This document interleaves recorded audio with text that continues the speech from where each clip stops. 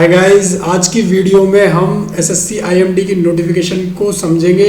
उसमें वैकेंसीज कितनी आई है, एलिजिबिलिटी क्या है, एग्जाम पैटर्न क्या है, सिलेबस क्या है, कट ऑफ कितनी जा सकती है, ये सारी चीज़ें एसएससी आईएमडी यानी इंडियन मेट्रोलॉजिकल डिपार्टमेंट है जिसमें पोस्ट आई है नई और बहुत इंपॉर्टेंट है। पहले भी आती थी, हमने भी एग्ज़ाम दिया हुआ है इसका और मेरा एग्ज़ाम का एक्सपीरियंस कैसा रहा वो भी इस वीडियो में शेयर करूँगा। My name is Hemant Gupta और जो सारी चीज़ें आपको जाननी चाहिए इस एग्ज़ाम को लेके वो मैं सारी समझाऊंगा। फॉर्म निकल गए हैं, सब लोग जो सीजीएल वाले हैं क्या वो फॉर्म भर सकते हैं इसको, क्या एलिजिबिलिटी सेम है, क्या रहेगा सिलेबस, ये भी देखेंगे। सारी चीज़ें इस वीडियो में। लास्ट डेट जो है वो 18 अक्टूबर है फॉर्म भरने की।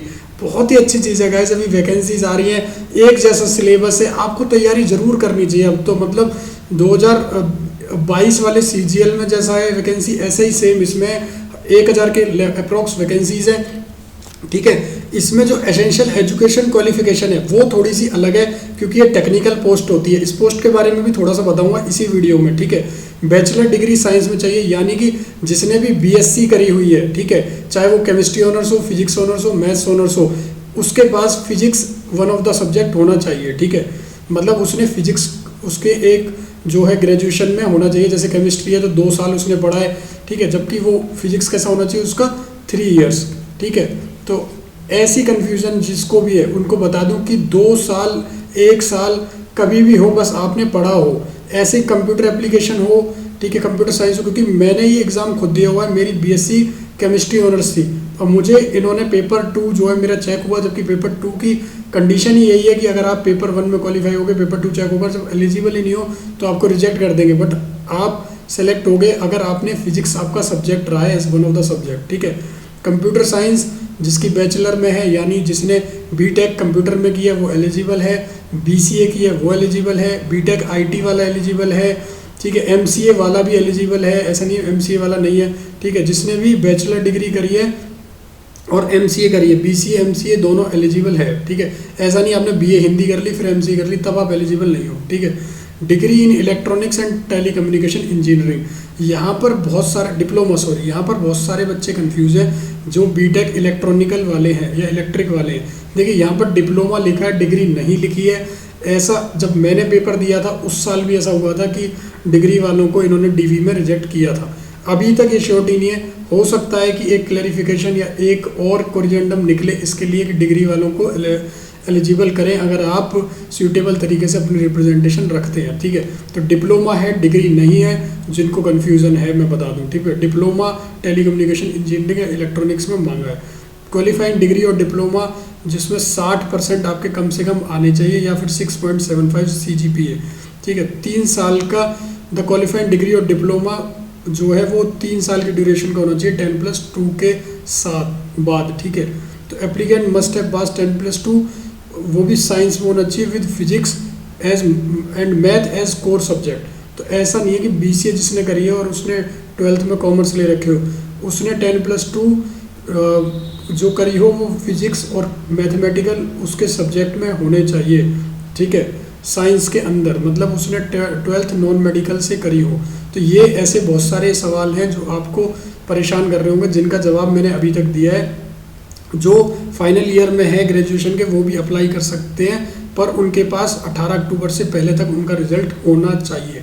ठीक है, तो आई होप ये चीज़ें 18 अक्टूबर तक वो सेटिस्फाई कर रहे हो एसेंशियल क्वालिफिकेशन को। तो देखिए गाइज, पहली चीज़ बीएससी वाले भर सकते हैं, BSc physical science, BSc chemistry honours, उनके पास physics as one of the subject होना चाहिए ग्रेजुएशन में। ठीक है, तो ये चीज़ें क्लियर हो गई हैं। अब जो तैयारी कर रहे हो भाई, पहले तो बता दूं सिलेबस सेम है। जीके सिलेबस में 25 नंबर की आएगी, तो जीके के लिए ये किताबें खरीद लो। सीजीएल के लिए भी बता चुका हूँ। आज जो मैंने एक वीडियो करवाई है ज्योग्राफी की, ठीक है, ज्योग्राफी की वीडियो में मैंने कंसेप्ट्स करवाए हैं, वो इसी बुक से हैं, general knowledge dictionary of fact based on NCERT latest syllabus. इस बुक से करवा दिए हैं। List of governor, chief minister, सब इंडिपेंडेंट, सारी चीज़ें इसमें मैं दिखाऊंगा इसके अंदर कंटेंट। और ये वाली बुक खरीद लो, इसमें सारे के सारे टीसीएस के previous year question paper solve है, 100% सॉल्यूशन है सबके अच्छे तरीके से, 23 सेट है।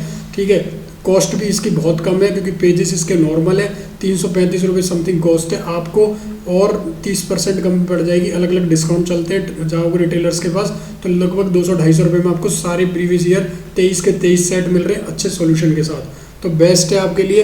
प्रीवियस ईयर के प्रीवियस ईयर हो जाएंगे, क्योंकि इन एग्जाम में प्रीवियस ईयर लगाना जरूरी है जो टीसीएस ने पूछा है, ठीक है।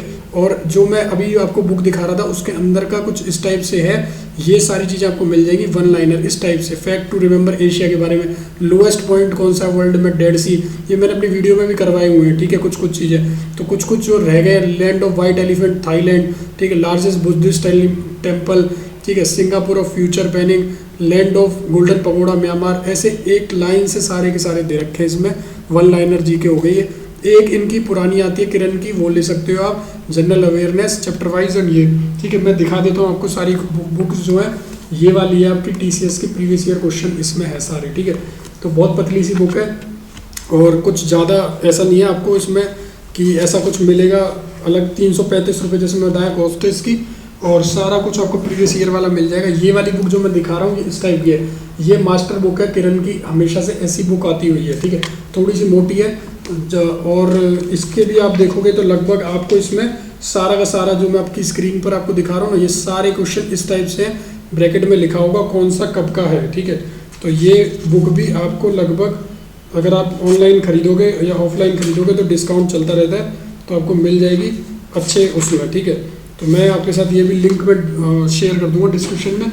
और वन लाइनर वाली तो है ही अच्छी, ये जिससे आपके कंसेप्ट बिल्डअप करा रहा हूँ ज्योग्राफी के, ठीक है। तो ये बुक भी अच्छी है, इसमें सारे के सारे आपको मिल जाएंगे जैसा मैंने अभी दिखाया, ठीक है। तो ये बुक्स आप खरीद सकते हो, लिंक इनके आपको डिस्क्रिप्शन में मिल जाएंगे। अच्छी चीज़ ये है कि आप एक गो थ्रू करना, वीडियोस देखना, पहले सिलेबस कंप्लीट करना, फिर इन्हीं वीडियोस में ये सारी चीज़ों को समझते हुए आगे बढ़ जाना, ठीक है। अब मैं बात करूं जो वैकेंसीज़ की है, तो वैकेंसीज़ देखिए इसमें लेवल 6 की पोस्ट है, पहले आपको बता दूं लेवल 6 की, ठीक है। ग्रुप बी की नॉन गजेटेड पोस्ट है, लेवल 6 यानी 4200 ग्रेड पे की है। लगभग सैलरी आपकी 60,000 के अप्रोक्स बनेगी एक्स सिटी के अंदर इन हैंड, ठीक है। ये मैं अपने टेलीग्राम चैनल पर शेयर कर चुका हूँ आपके साथ, जो नए हैं वहाँ देख सकते हैं, सैलरी चार्ट क्या क्या है वो देख लेना, लिंक डिस्क्रिप्शन में, टेलीग्राम SSC Core 1 2 3।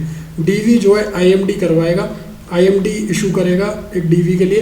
देखिए मैंने भी इसमें मैं अपीयर हो चुका हूँ, और जब हमारा एग्जाम हुआ था उसके अभी इनसाइट शेयर करूँगा मैं, ठीक है। एक रिजर्व पैनल की लिस्ट भी 50% कैंडिडेट की SSC प्रिपेयर करेगा, 50% कैंडिडेट की रिजर्व पैनल की लिस्ट 1.5 साल तक के लिए वो वैलिड रहेगी। अगर कोई ज्वाइन नहीं करता, ये बहुत अच्छी चीज़ है। ये सिंगल पोस्ट वाले एग्जाम में हो सकती है, मल्टीपल वाले में थोड़ी दिक्कत रहती है। तो SSC भी वेटिंग लिस्ट में काम कर रहा है, तो वेटिंग लिस्ट अच्छी चीज़ है ये, ठीक है।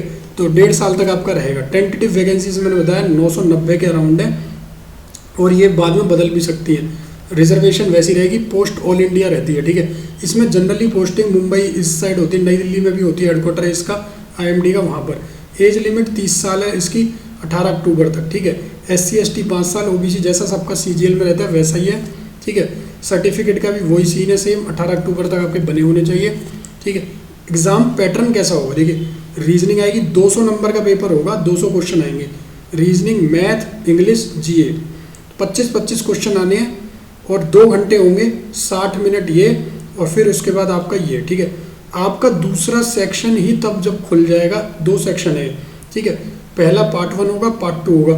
तो पार्ट 1 जैसे ही आप दोगे, उसके अगले ही पार्ट में पार्ट 2 होगा, बट आपका चेक पार्ट 2 तभी होगा जब पार्ट 1 क्वालिफाई कर लोगे, जब चेकिंग के टाइम पे आप दोगे दोनों एक साथ, ठीक है। मैंने दिया था फिजिक्स का, अच्छा पेपर था, 12th तक के ज़्यादातर क्वेश्चंस थे, मैं बहुत अच्छे से अटेम्प्ट कर पाया था, और मेरा स्कोर फिजिक्स में लगभग 70 कुछ आया होगा 100 में से, ठीक है। और इधर भी तो मैं क्वालिफाई हो गया था इसमें। कंप्यूटर का अलग आएंगे, इलेक्ट्रॉनिक्स के अलग आएंगे, मतलब तीनों के सेपरेट आएंगे। जो आप स्ट्रीम चूज़ करोगे उस स्ट्रीम के हिसाब से, फिजिक्स चूज़ करी तो फिजिक्स के क्वेश्चन आएंगे, कंप्यूटर चूज़ किया कंप्यूटर के क्वेश्चन आएंगे, इलेक्ट्रॉनिक्स किया तो इलेक्ट्रॉनिक्स के कम्युनिकेशन वो आएंगे क्वेश्चन, ठीक है। तो यही है कि आपको दोनों पार्ट अटेम्प्ट करने। पार्ट 2 जो है आपका चेक होगा जब आप जो फिजिक्स होगा उनको फिजिक्स का देना है, कंप्यूटर वालों को कंप्यूटर देना है, जैसा मैंने अभी आपको समझाया, ठीक है। और आपको पार्ट 2 में पास होना ही होना है, जो मिनिमम मार्क्स हैं वो लेके आने हैं, ठीक है। ऑब्जेक्टिव टाइप होगा, नेगेटिव मार्किंग होगी आपकी 0.25 की, ठीक है। 1 नंबर का 1 क्वेश्चन होगा, ठीक है। जनरल इंटेलिजेंस रीजनिंग का जो पार्ट 1 है उसका सिलेबस तो आप देख सकते हो, जैसा SSC का CGL का है वैसा ही है। जनरल अवेयरनेस का भी वही है आपका, सेम हिस्ट्री, पॉलिटी, ज्योग्राफी सब कुछ वही है, ठीक है। और मैथ का आप देखोगे थोड़ा बड़ा सिलेबस, ये भी वही है, इंग्लिश का भी वही है, ठीक है, 10 तक का। अब जो लेवल फिजिक्स चूज़ करेंगे उनके लिए ये क्वेश्चन आएंगे, मैकेनिक्स ये सब ठीक है, ईजी है, कोई दिक्कत नहीं है। सिलेबस आप करोगे जो साइंस वाले उनके लिए बहुत ईजी है। तो नोटिफिकेशन में यही था, सिलेबस को ध्यान में रखना है। और एलिजिबिलिटी को बीटेक इलेक्ट्रिकल इलेक्ट्रॉनिक्स का फिर से बता दूं कि उनका जो है वो डिप्लोमा होना चाहिए। बीटेक इलेक्ट्रिकल इलेक्ट्रॉनिक वालों ने उनको डीवी में मना करा था पहले। अब अगर कोई कोरिजेंडम आता है तो वो आपके प्रयास से आ सकता है। जो इलेक्ट्रॉनिक्स वाले हैं वो एक ग्रुप बना के कुछ करें अगर कांटेक्ट तब, ठीक है। बाकी अभी तक के लिए यही है। आई होप चीज़ें क्लियर है। अभी इस टाइम पर ही सर्कुलर आया था रात को, तो इसी टाइम वीडियो बना दिया। और कोई भी डाउट हो आपका तो कमेंट कर देना, टेलीग्राम पर ज्वाइन कर लेना channel. Thank you so much.